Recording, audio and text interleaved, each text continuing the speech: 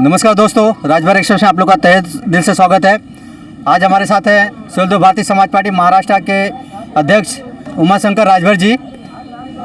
आज हम विरार में है देवीपाड़ा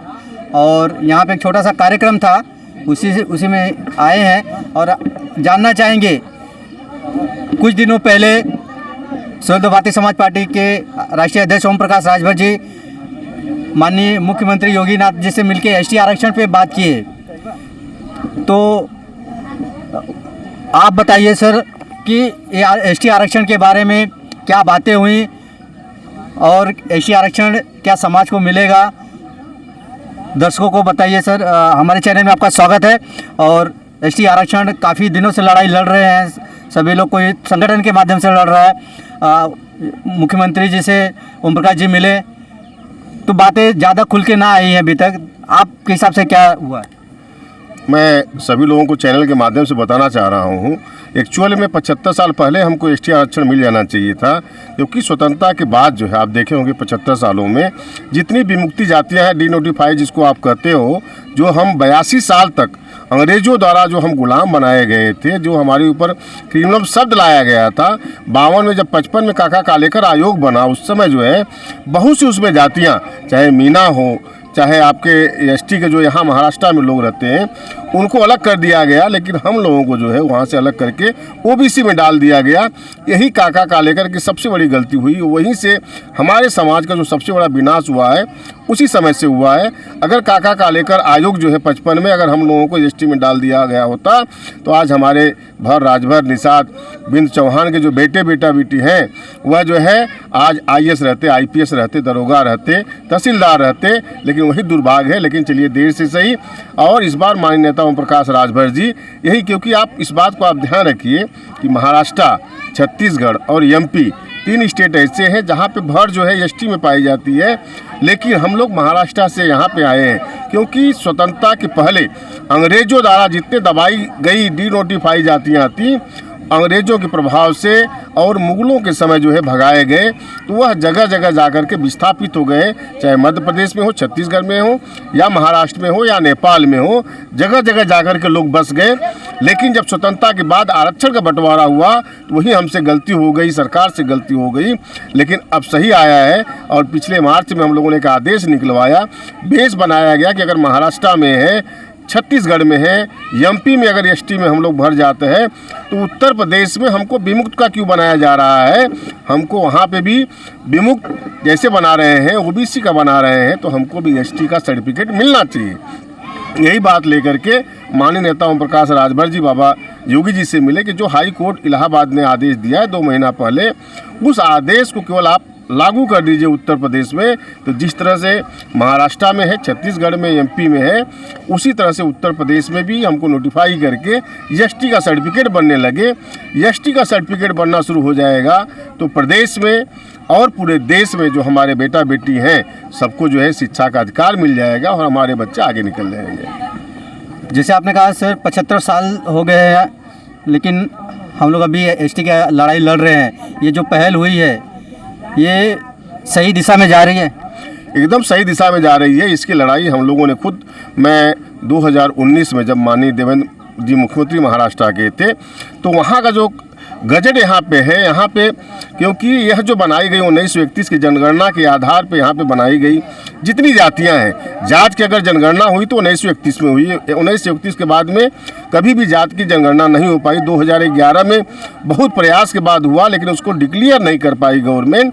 और उस गजट को लेकर के जब हम माननीय मुख्यमंत्री देवेंद्र जी से मिले थे उस समय, तो उसमें हमने कहा कि भैया देखिए, उसमें इंग्लिश में BHAR भर लिखा हुआ है, सेंट्रल के लिस्ट में BHAR भर लिखा हुआ है, उत्तर प्रदेश के लिस्ट में BHAR भर लिखा हुआ है, लेकिन महाराष्ट्र में BHAR केवल प्रोनाउंसिंग गलत है। महाराष्ट्र में मराठी में उसको भार पढ़ते हैं। तो हम शुद्धिकरण, उन्होंने कहा अगर ये तो अंग्रेजों के समय की प्रक्रिया है तो उसको आप शुद्ध करने के लिए तो तुरंत हमने उसमें गुप्ता जी सचिव थे उनके ओबीसी आयोग के, और हमने गुप्ता जी को एक एप्लीकेशन दिया, निवेदन दिया कि हमको भी जो भर से भार न पढ़ा जाए, जो है हमको यहाँ पे BHAR जैसे हिंदी में भर पढ़ते हैं तो मराठी में भी उसका प्रोनाउंसिंग भर ही होना चाहिए। तो हम तो इसको पहले से लगे हुए थे और यहाँ के जितने हम डाटा जुटा करके चाहे छेदीलाल साथी की रिपोर्ट हो, सभी रिपोर्ट को हमने उत्तर प्रदेश में माननीय नेता ओम प्रकाश राजभर जी को दिए और यह कहे कि बाबा जी से आप प्रयास करिए कि उत्तर प्रदेश में भी हमको केवल विमुक्ति का हमको सर्टिफिकेट वहाँ उत्तर प्रदेश में बन रहा है।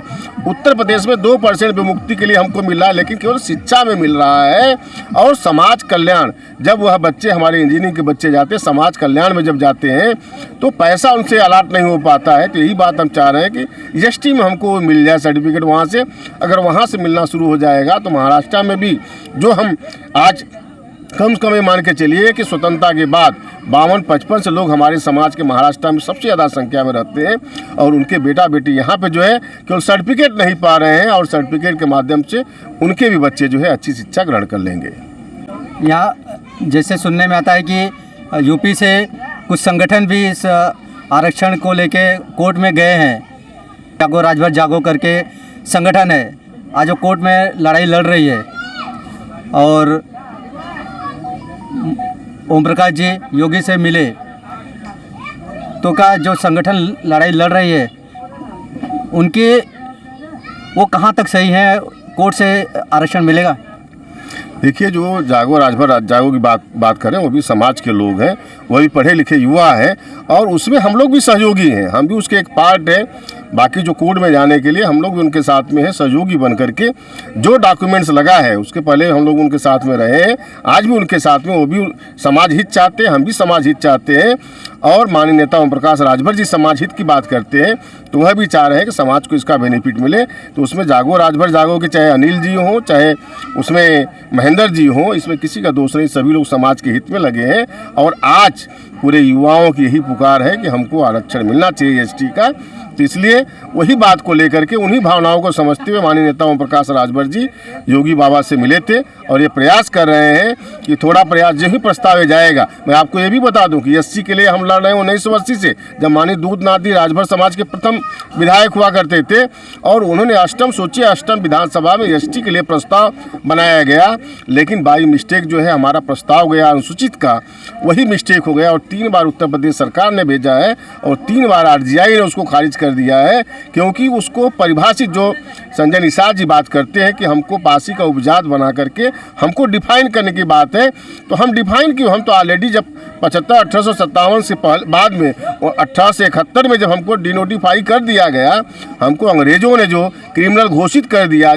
और उसके बाद स्वतंत्र भारत में 52 में जब हमारे ऊपर से क्रिमिनल शब्द हटा करके डिनोटिफाई कर दिया गया तो उसी समय नोटिफिकेशन आ जाना चाहिए था, लेकिन बाई मिस्टेक काका कालेलकर आयोग बना 55 में और वहीं से हमारी सरकार की भूल है, चाहे उसमें कांग्रेस कही है, जो भी सत्ता में सरकारें रही हैं वही गलती हो गई। और हमारे नेताओं का 1980 से ही सही डिमांड था,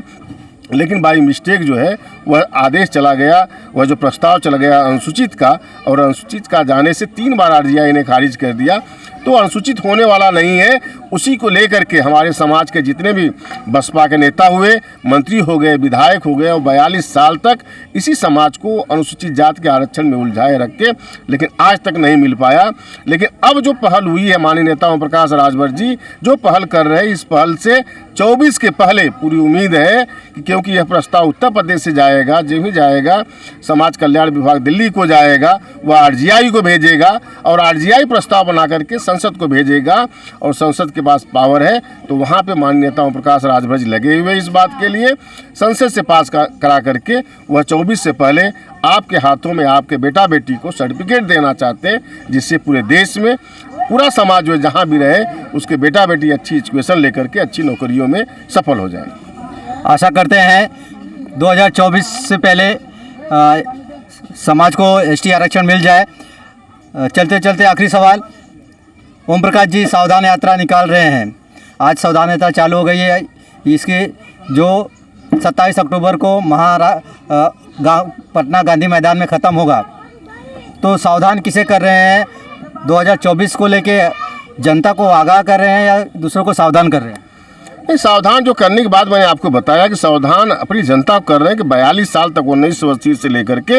अब तक जो नेताओं ने, चाहे बसपा के नेता रहे हों चाहे सपा के नेता रहे हों, आपको गुमराह करके आपके वोट के बल पे वह तो आरक्षित हो गए, वह तो विधायक, एमपी, सांसद, मंत्री बन गए, लेकिन समाज का बेटा बेटी जो है IAS, PCS, तहसीलदार नहीं बन पाया। इसलिए सावधान कर रहे हैं कि जो 42 सालों तक आप गुमराह रहे हैं, कम से कम अभी से जाग जाइए। और उन नेताओं से अगर फिर आकर के आपको कहते हैं कि आपको SC में आरक्षण दिला देंगे तो गुमराह मत होइए, उन नेताओं से सावधान रहिए और माननीय नेता ओम प्रकाश राजभर जी का साथ दीजिए और पूरे प्रयास के साथ 2024 के पहले ST का आरक्षण दिला के हम रहेंगे। तो अगर 42 साल उन नेताओं को आपने सुना है तो केवल 2 साल हमारा सुन लीजिए और उन नेताओं से सावधान होकर के अगर 2 साल हमको सहयोग करिए। तो ये ध्यान के रहिए कि 24 में अगर पुनः सरकार रिपीट करती है तो 24 से पहले बहुमत की सरकार है और यह भाजपा सरकार हमको आरक्षण दे के रहेगी, ऐसा मुझे विश्वास है। बहुत बहुत धन्यवाद सर आपका।